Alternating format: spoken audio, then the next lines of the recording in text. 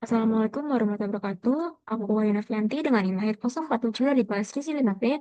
Hari ini aku mempresentasikan terkait hasil praktikum pada mata kuliah survei konsumsi pangan mengenai analisis frekuensi dan asupan zat gizi dengan metode Week Food Record atau WFR. Pertama-tama, seperti yang kita tahu, bahwa letakkan gizi global, di mana masalah gizi kurang dan gizi lebih telah terjadi secara bersamaan, sehingga memerlukan metode pengkajian asupan makanan yang akurat dan efisien. WHO pada tahun 2024 sendiri mengatakan bahwa menurut data pada tahun 2022, satu sisi lebih telah diperoleh sebanyak 43%, lalu 16%-nya merupakan obesitas. Adapun dari GNR pada tahun 2022, atau Global Nutrition Report, itu mengatakan bahwa 16,6%-nya di atas 18 tahun di Asia Tenggara telah mengalami obesitas, lalu 23,1%-nya gizi kurang. Survei dari Kesehatan Indonesia pada tahun 2023 mengatakan juga bahwa 8,3% dengan usia 16 hingga 18 tahun mengalami gizi kurang, lalu 12,1%-nya adalah gizi lebih. Oleh sebab itu, metode food record atau WFR ini diharapkan dapat digunakan sebagai pendekatan yang valid untuk menjelaskan gizi secara lebih komprehensif sehingga dapat mencegah adanya kasus-kasus yang akan terjadi di kemudian hari. Berikut adalah rumusan pesawat dan tujuan saya, yaitu untuk mengetahui penggunaan dan pencatatan frekuensi asupan gizi melalui metode WFR dan mengetahui proses pengolahan serta penyajian data yang diperoleh dari metode WFR itu sendiri. Lalu juga mengetahui kelebihan dan kekurangan dari metode food record.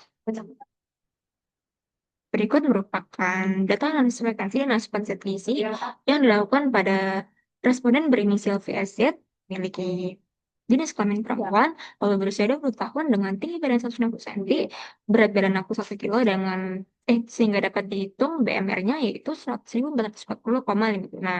Record dilakukan selama 3 hari, yaitu 2 harinya weekdays dan 1 harinya adalah weekend. Sangat Berikut merupakan tabel yang menunjukkan konsumsi apa saja yang dikonsumsi oleh responden dengan berinisial VZ. Dapat kita ketahui ya bahwa pagi hari itu responden mengonsumsi air mineral dan nasi campur sebagai sarapannya. Lalu di siang harinya juga ada nasi cakalang dan di malam harinya ada nasi telur, sehingga dapat disimpulkan bahwa responden itu sudah cukup mengonsumsi 2 hingga 3 kali makanan berat di tiap hari, sebagaimana dianjurkan. Lalu selingannya ada roti bakar dan air mineral. Lalu di hari kedua juga sama, roti bakar dan air mineral sebagai selingan. Lalu ditambah juga ada konsumsi buah mangga serta jus mangga. Untuk makan beratnya itu ada nasi cakalang serta indomie goreng telur, hanya 2 kali sehari. Lalu di hari ketiga juga sama seperti hari kedua, yaitu responden mengonsumsi 2 kali makan berat, yaitu nasi ayam pas serta nasi ayam hitam. Untuk selingannya itu ada cukai serta susu ultra full cream, air mineral sehari-hari. Berikut merupakan tabel asupan zat gizi yang diperoleh responden dari ketiga. Dapat diketahui bahwa total seluruh asupan 3 hari dari responden itu untuk usaha harian itu 415, yang kemudian apabila dirata-ratakan itu 1.471,67, di mana bahwa kita hitung dengan perhitungan itu yaitu BMR dikalikan 1,4, dengan 1,4 ini kan tingkat aktivitas fisik yang dialami oleh responden itu seharusnya responden memenuhi energinya tiap harinya itu 2016,784. Sedangkan energi intake yang masuk tiap harinya ke tubuh responden itu hanya sebesar 1.471,7. Sehingga apabila di cut off dengan WNBID itu diperoleh presentasinya hanya mencapai 73%, yang terkategori sebagai defisit sedang. Berikut merupakan analisis asupan makronutrien untuk kelompok wanita dan mikronutrien.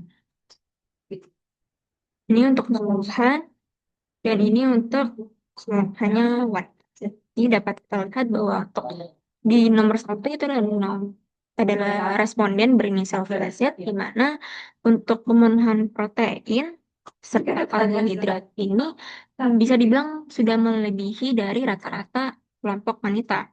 Namun untuk lemak itu masih kurang. Lalu di natrium dan gula untuk responden itu masih eh, Naturumnya masih aman, namun di gula ini sebenarnya masih aman juga, tapi sudah mencapai 99%, di mana batas atasnya itu adalah 50 gula. Sehingga bisa dibilang sebenarnya ini perlu memperhatikan asupan gula selanjutnya. Oke, jadi kesimpulannya adalah Raspberry Pi acid ini menunjukkan bahwa asupan zat gizi makro meliputi energi, karbohidrat, serta protein ini masih lebih tinggi daripada rata-rata kelompok. Namun lemak masih lebih rendah seperti sudah yang telah saya katakan sebelumnya. Lalu meski responden ini sudah makan berat sebanyak 2 hingga 3 kali sehari, namun itu sebenarnya belum bisa dikatakan bahwa itu tuh sudah mewakili. Karena walaupun 2 hingga 3 hari, walaupun itu sebenarnya udah terlihat cukup, namun nyatanya kualitasnya itu masih belum maksimal karena perolehan energi, karbo, serta protein dari responden itu masih kurang dari yang seharusnya untuk tinggi badan, berat badan, dan BMR seukuran responden. Zat gizi mikro masih belum memenuhi, sementara di asupan gula cukup tinggi, yakni 99%. Sementara natrium masih 5%. Dengan demikian, baik individu maupun kelompok sama-sama yang memenuhi kebutuhan gizi seimbang yang dianjurkan.